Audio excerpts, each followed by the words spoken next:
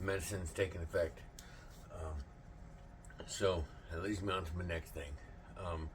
Every Monday, Wednesday, and Friday, I'm going to do what we call, or what I'm going to call, Coffee with MS Dad.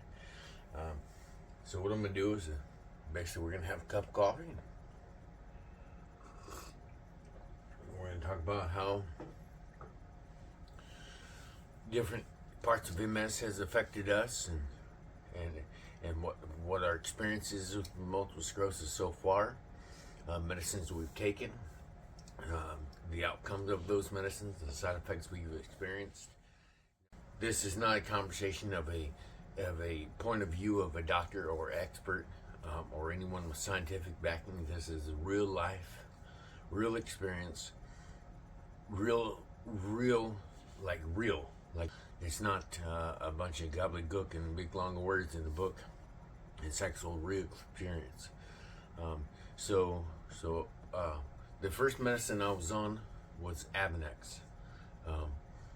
It should have been prescribed, and back at the time I wasn't as much on the research as I am now as far as what I'm about to be doing.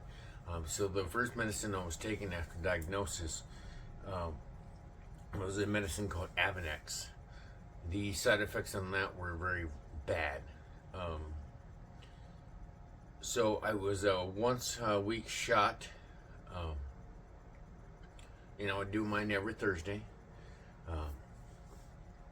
So you titrated onto it. Excuse me. What that means by titrate is you take smaller doses to get you up to the maximum dose. And it usually takes about two to three times to where you're up to the maximum level.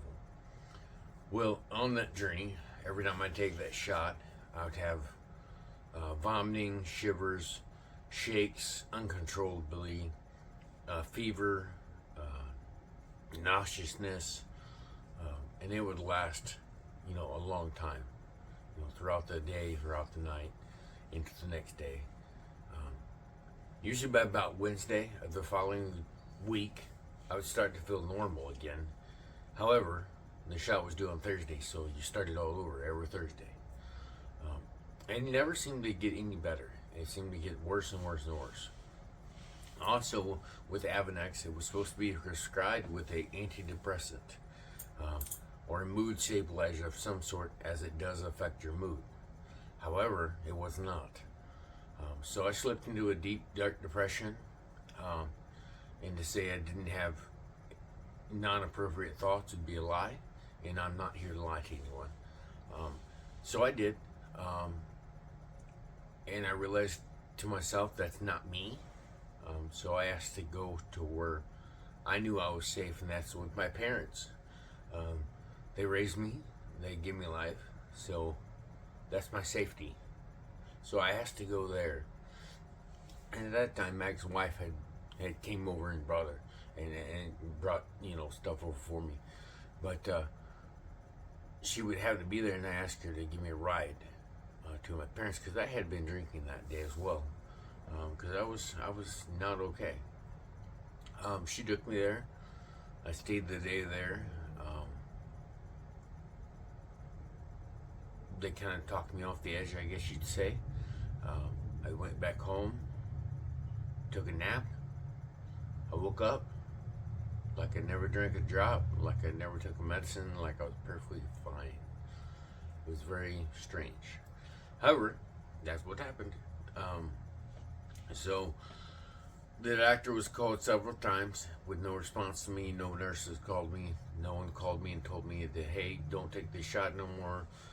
Let's decrease your doses to get down to a lower dose or something more manageable. No one ever called me. So come Thursday, I just simply didn't take the shot. No one told me what I needed to do, so I just didn't take it. Later, they called me a couple days later after that and said, hey, did you take your shot? I said, no. I said, I called several times. No one called me back. They said, well, you can't just quit it. You can't just stop it. I was like, well, I did. It's done. It's stopped. I'm not taking it again. You can't make me. I feel fine. I'm not going to do it. Um, so, needless to say, we ended that conversation, and I never took the medicine again. And I felt fine. Um, Time goes on. I don't do any treatments. I don't see a doctor. I don't seek attention. And to say I didn't feel okay would be a lie. I felt fine. Yeah, there's conditions and stuff you'd have to overcome, but I'm used to overcoming things. So it was nothing. It was nothing. I was doing normal stuff, cutting down trees, doing yard work. Everything a normal person would do, mow the yard with a push mower, everything a normal person would do. And yes, I would get tired, but I would still go. It didn't matter. And I was getting it done. Now, that brings me to, years later, I decided, well, maybe I'll seek out a doctor again and stop this or slow this disease's progression down. That's the goal, is to slow it down so it doesn't have as much of an effect on us.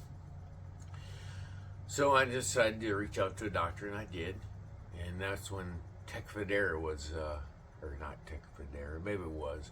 One of them T words were multiple sclerosis medicines. But, and like I said, I'm not a doctor or a scientist, so I don't know all these fancy big words. And I don't want to learn them, to be honest with you. But they wanted to start me on another medicine. Well, if you do your research, the medicine they wanted me to take was known to activate the JC virus. Now, all the medications that are prescribed for multiple sclerosis can activate that virus, because what is the JC virus? The JC virus is a virus that 85% of human beings carry. It's similar to the human papillomavirus that would cause cancer in females in their ovaries and stuff, in their reproductive systems. Most men carry that disease. We're born with it.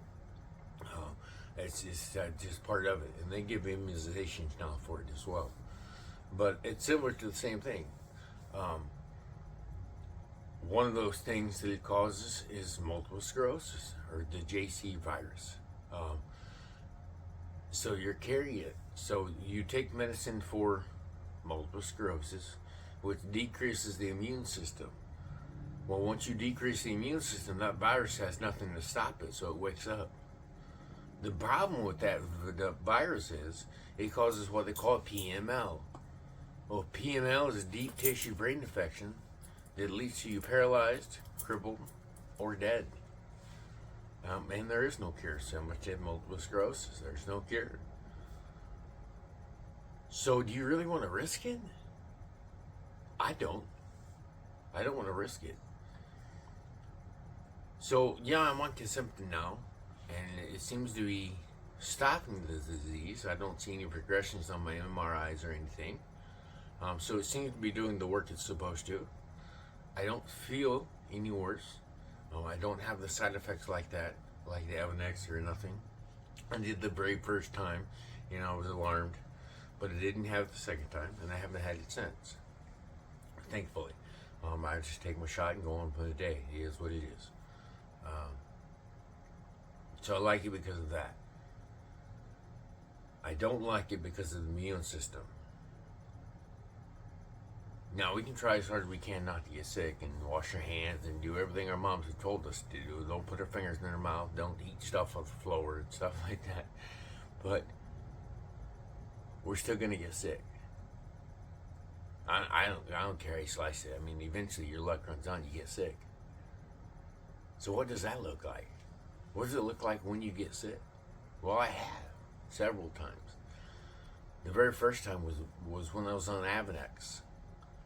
And it was rough. I got sick, and the way I tried to stay away from every kind of sickness and condition. Anyone that coughed or sneezed, I'd run the other direction. Even my own children. I was like, no. Well, it was the middle of the night, and at that time I was married to someone else. And they had a daughter, so it was my stepdaughter. And she woke up sick to her stomach. So I jumped up to go get her, take her to the bathroom, because it was late and it was dark and she was little. And just as soon as I picked her up, she puked all over me. No, that's not the child's fault, and I wasn't upset with her. So I got her taken care of and got her to bed and stuff. Got myself cleaned up, but that had made me sick. The contact with whatever that was, the vomit and the virus or whatever she had, it made me sick. So the next morning, I woke up and I was feeling nauseous, so I went to the bathroom. I vomited. I passed out. And the way the bathroom was designed, there was a doorway, like the bathroom was in a separate area, and there was a doorway to go to the not to the bathroom, to the toilet, the commode. There was a separate doorway in the bathroom to go to that. And I passed out in that doorway. So when I fell, I'd hit my forehead on the doorway, so I was in the doorway. I couldn't fall down because my forehead was against the other side of the doorway, and I was stuck in the door frame. Eventually I woke up. I came to. I walked out with a big lump on my head, like, what is going on? That's when I realized that I was sick. So, I'm pretty tough, so I didn't miss any work or nothing. I kept going. I kept going to work and kept doing my thing. And been pushing through, and I got through like any other sickness. I never went to the doctor at that time. So I just kept doing what men do. Push it aside, keep going. That's what we do, right? We push it aside and we keep going. That's what I did. And I got through it. Is it because I'm supposed to? I don't know. Is it because you're supposed to? I don't know. Is it because it was luck? Possibly. I don't know. I'm not a doctor. But it happened. It was done. So it's past us. So I'm here to talk to you now. And I'm very glad to be here. So it is what it is. I'm not saying that any of my choices were correct. I'm not saying that you should do any of them. I'm just saying that that's what I did. I want to be honest and tell you guys what I've done. I don't at all suggest that it's something you should do or a good idea, but it was done by me. So I feel I should be honest and tell you guys.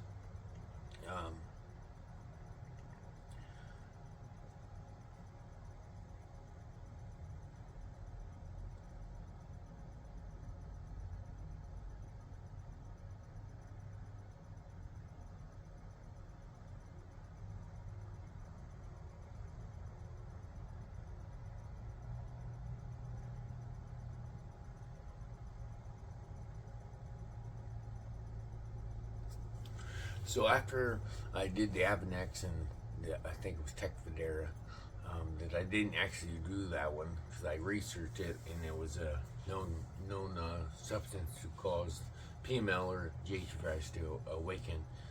I didn't wind up taking the medicine because of safety reasons. I didn't feel it was safe for me to do so, so I didn't do it. Regardless what the doctor told me was safe to do, I still didn't do it because I didn't feel comfortable with it. And at the end of the day, it's your body. Do what you want. Don't do what they want. It's not their body. Do what you want. It's your body, it's your bed, it's your consequences. You lay in the bed. You figure it out. It's your body.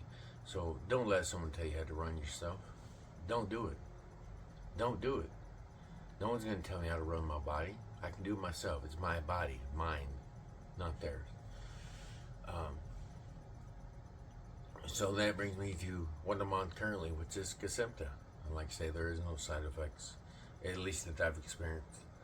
It seems to be working properly, like it's supposed to, like it's designed to do.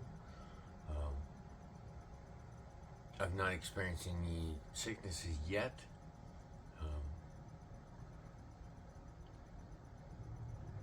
But that's not to say I will never.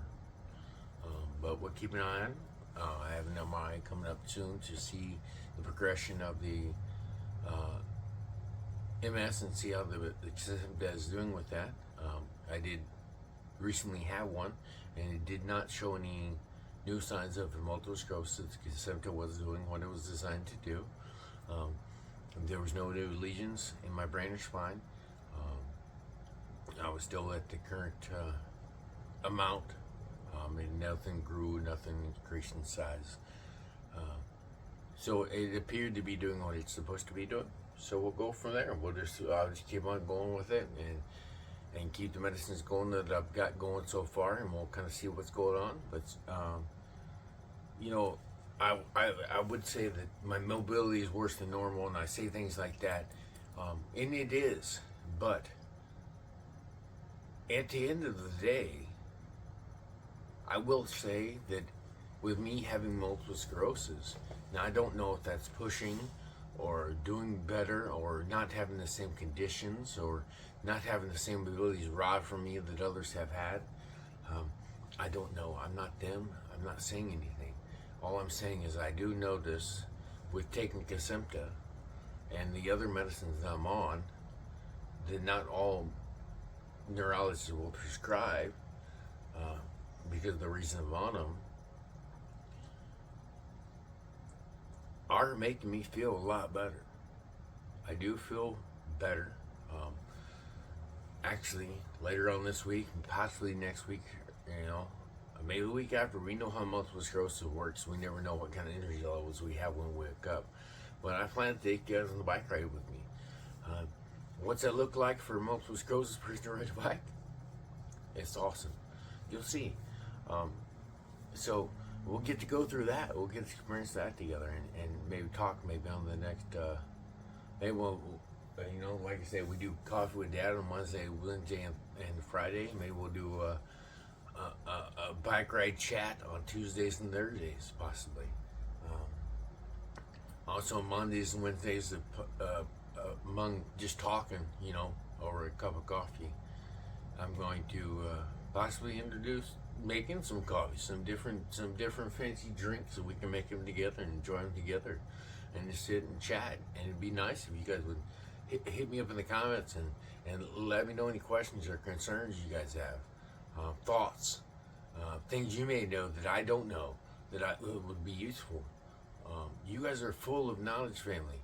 All of you are. I know it, and I want to learn from you. I'm not an expert. I'm just a normal guy that doesn't know much about stuff. Just, I know enough to be dangerous, but I don't know everything. And I'm sure between all of my family, we probably know a lot. So help me, guys. Help me, fam. Like, tell me what you know too, so I can learn more than what I have. I don't just want to learn by mistake. I want to learn by hearing. I'm not trying to make the same mistakes. So you guys are full of knowledge and information. Let me know, family. Please let me know. Please. But I digress. And that was the first episode of Coffee with Dad. I see I got my cup of coffee here, my favorite cup that my son made me for Father's Day. Best dad ever. I think that's a biased opinion, but it doesn't matter. I still drink it. It's still a nice cup. I appreciate every bit that he did for me. But anyhow, I digress again. You all have a great day. Always smile. Keep your heads up. Push. Do more than what you did yesterday. Make today better than yesterday. I love you all. And as always, keep smiling, my friends. It's looking good on you. I see it. See? Right there. It's right there. I see it. I see it.